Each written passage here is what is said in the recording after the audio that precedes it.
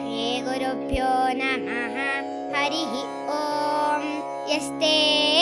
मन्यो वीथद्वज्रसायकसः ओजः पुष्यति विश्वामानुषक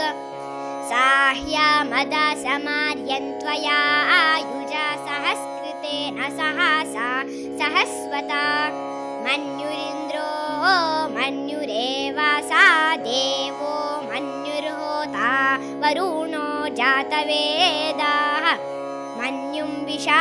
ईळते मानुषीर्याः पाहि नो मन्यो तपसा सजोषाः अभीः मन्यो तव सस्तवीयान् तपसा युजा विजाहि शत्रून् अमित्रः वृत्रः दस्युहा च विश्वावसून्या भारात्वन्नाः त्वं हि मन्यो अभिभूत्योजा स्वयं भूर्भावो अभिमातिशाहः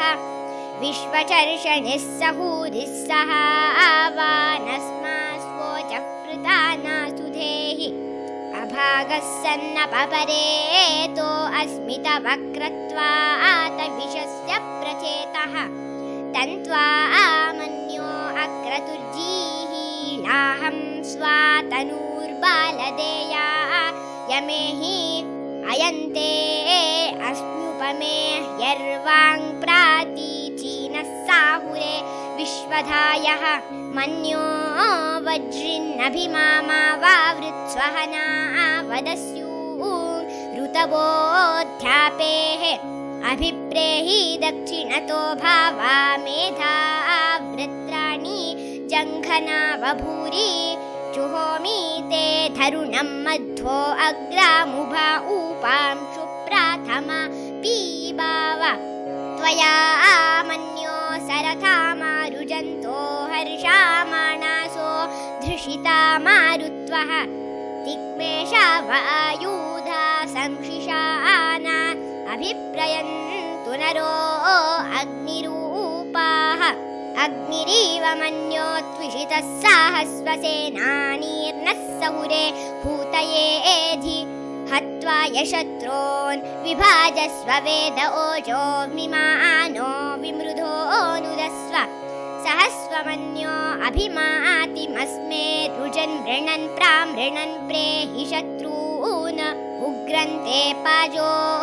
नन्वारू रुद्रे वशीवशन्नयस एकजत्वम् एको बहूनामासि मन्यवीळितो विषं विषंयुधये संशीषाधि अकृत्तरुक्त्वया युजा वयं द्युमन्तं घोषं विजयाय कृण्महे विजेशकृदिन्द्रा इवानवब्रवो ओस्माकं मन्यो अधिपा भावेह प्रियन्ते नामा सहुरे गृणीमसि विद्मातमुत्संयता